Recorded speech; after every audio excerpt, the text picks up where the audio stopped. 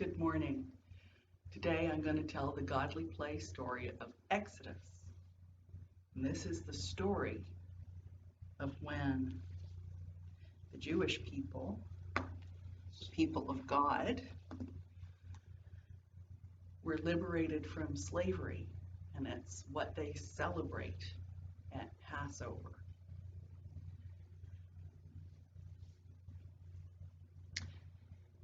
This is the desert.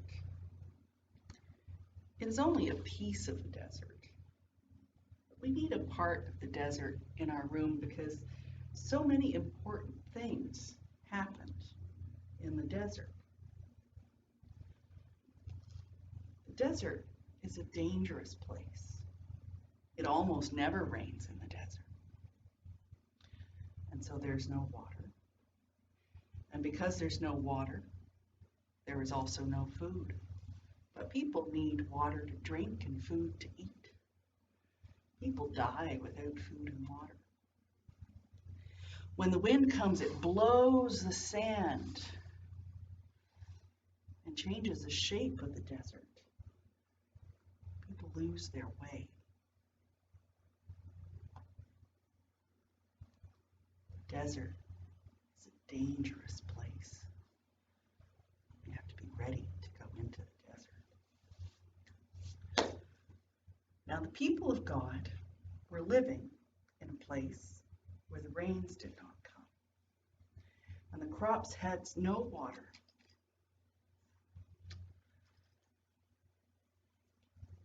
So they did not grow grain. There was no grain to grind for bread. Everyone was hungry, and the children cried in their sleep.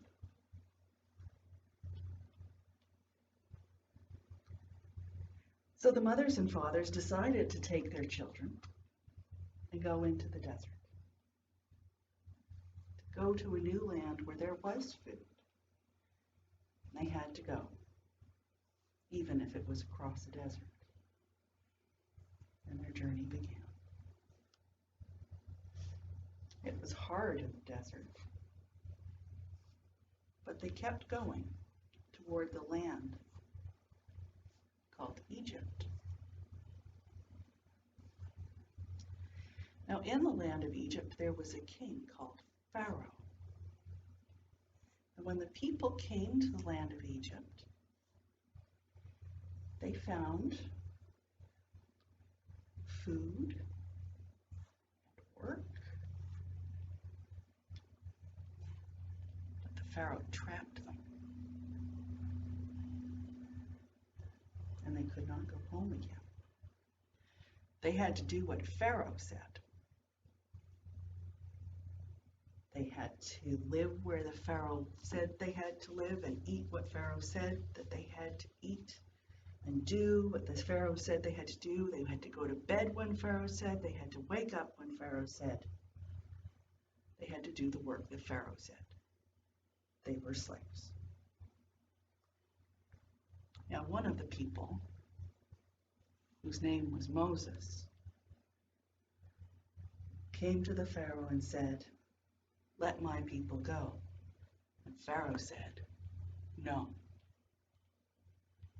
So Moses went back many times to tell Pharaoh, "Let my people go." But the Pharaoh always said, "No." Then many strange things happened in the land, but the Pharaoh always said, "No." And then something terrible happened. The oldest boy in each Egyptian home died, even in the family of Pharaoh. Now, the oldest boys in the families of the people of God did not die because they had put the blood of a lamb over their door, and the angel of death passed over them. And when Moses went back to the Pharaoh this time and said, "Let my people go," Pharaoh said, "Yes." Now the people began to hurry to get everything ready. They packed all they could and baked bread for the journey. There was no time to let the bread rise. So it was flat You can still eat this bread today. It's called matzah. And whenever you taste it, you can taste this story. The people went as fast as they could, afraid that Pharaoh would change his mind. And suddenly, they heard a sound that they did not want to hear. The ground began to shake. Pharaoh's army was coming up behind them. The hoofbeats and the chariots sounded like thunder. The people did not know what to do. But God came so close to Moses, and Moses came so close to God that Moses knew what to do. This one looks so scared he can barely move. This one is running. This one is confused. So Moses came to the water. The water parted. It was confusing. But the people of God came through the water. This one is happy.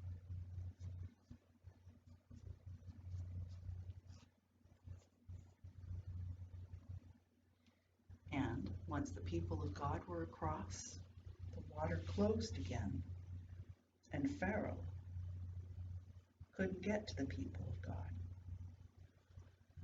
Now all of the people of God were free. And they were so happy they just had to give thanks to God. And Miriam led the dancing. So I wonder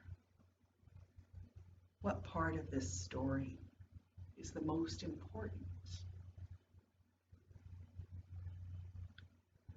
I wonder where you see yourself in this story. I wonder which part of this story you like the best. I wonder if there's any part of this story we could leave out and still have all the story that we need.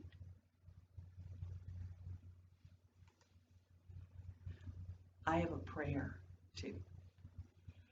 This is a prayer for desert times. The journey of our lives are never fully charted. There comes sometimes to each of us deserts to cross, barren stretches, where the green edge on the horizon may be our destination, or an oasis on our way, or a mirage that beckons and will leave us lost. When fear grips the heart, or despair bows the head, we may bend as heart and head lead us down to touch the ground beneath our feet and scoop some sand into our hands and receive what the sand would teach us. It holds the warmth of the sun when the sun has left our sight, as it holds the cool of the night when the stars have faded.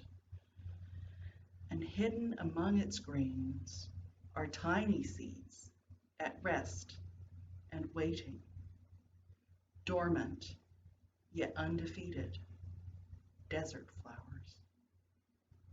They endure, moistened by our tears and by the rain that comes to end even the longest drought. They send down roots and they bloom.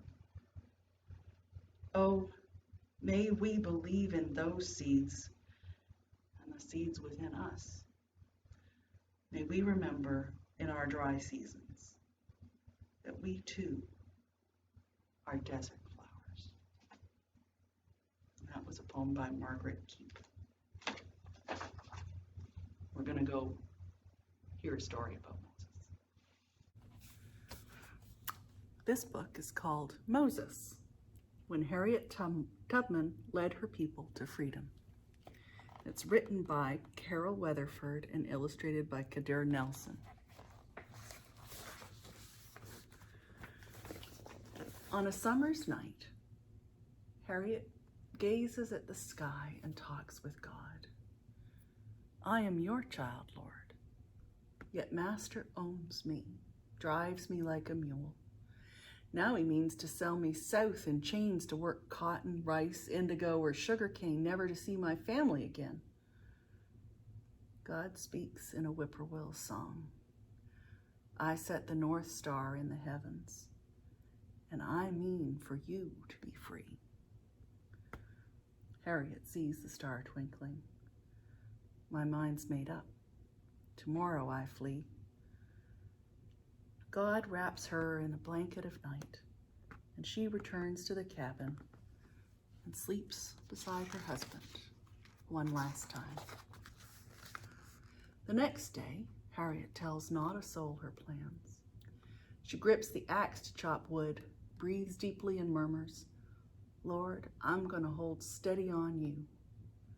And God whispers back in the breeze, I'm going to see you through, child.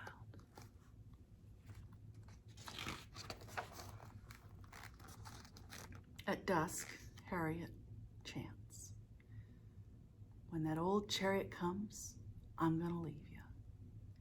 And she hopes her loved ones hear her song. I know it means farewell.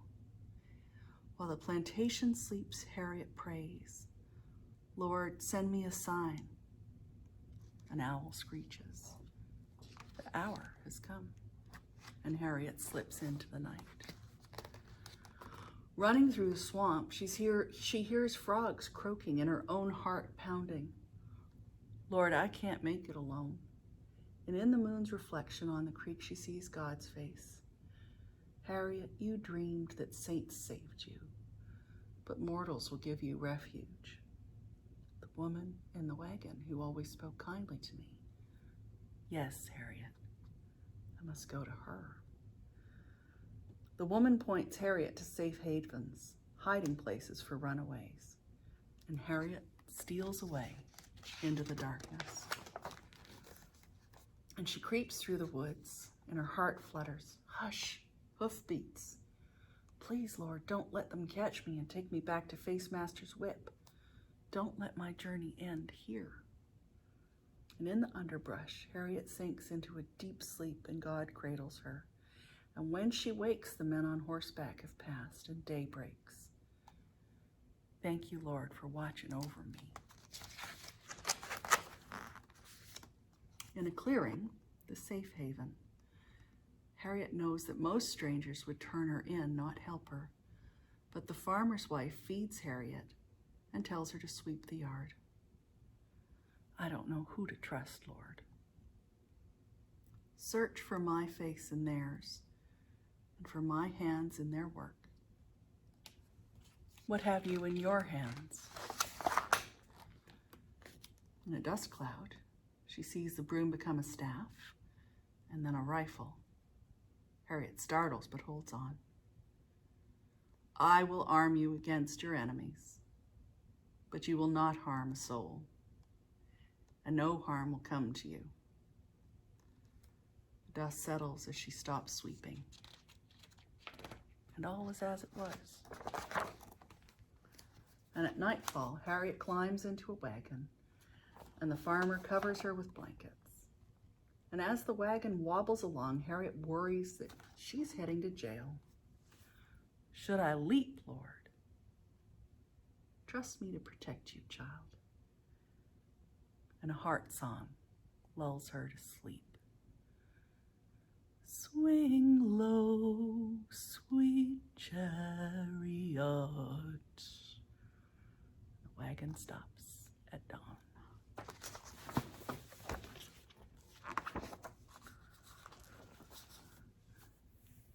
Harriet walks until her legs ache, and then she leans against a tree. Lord, I miss my folks. Harriet, your father taught you to read the stars, predict the weather, gather wild berries, and make cures from roots. Use his lessons to be free. You will meet again. A mosquito buzzes in Harriet's ear, and she rises and moves on. A boatman rows her upriver. Back on shore, hounds snarl and sniff for Harriet's trail. She races as fast as she can. Lord, I cannot outrun them. And God speaks through a babbling brook. Shed your shoes. Wade in the water to trick the dogs. Upstream, the barking ceases, and fear washes away. Thank you, Lord. Harriet's feet bleed and her gut churns. Under the stars, she draws near to God. Lord, don't let nobody turn me round. I'd rather die than be a slave. Harriet, keep going. You have already glimpsed the future. And she recalls dreams where she flew like a bird, sank, and was lifted by ladies in white who pulled her north. Fly, Harriet. Your faith has wings. Up ahead, she hears word that patrollers are nabbing runaways. She crouches for days in a potato hole, dreams she is buried alive. Have you deserted me, Lord? Harriet, when you were a girl, you hid in a pig pen to shun the whip. You fought hogs for table scraps, almost starved before you faced the lash. I am with you now, as I was then. And an old prayer comes back to her. Lord, make me strong. Help me fight.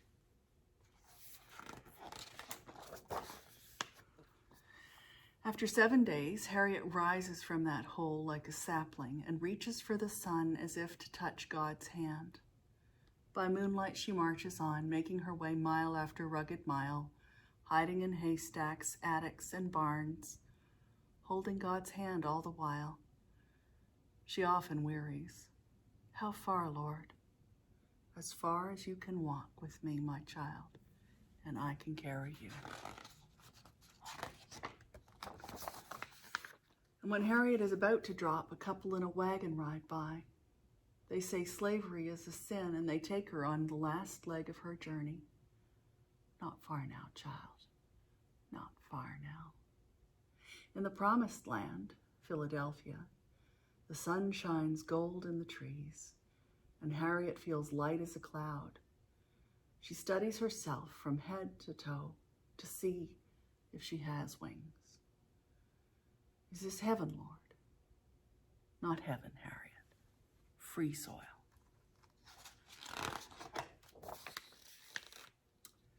But freedom brings new woes. Lord, I am a stranger here. All my kin are down south. Would you like to see them? As Harriet dusts, her family's faces appear in the wood grain. She wipes a tear from the table. I would make a home for them here. I would give my own life to free them. Then go back for them, daughter. But first go to my house to prepare for the journey. And Harriet goes to church and finds not just holy ground, but a stopping place, a station along the Underground Railroad that slaves travel to freedom. Harriet hands out shirts and shoes, serves butter beans and biscuits to newly arrived runaways, while agents who plot escape paths pass on secret routes that she learns by heart. Finally, a conductor, a guide, she turns to God. I am ready, Lord. Lead me. Harriet, I will make a way for you. Risking her own life, Harriet returns to the dreaded South and rescues her family.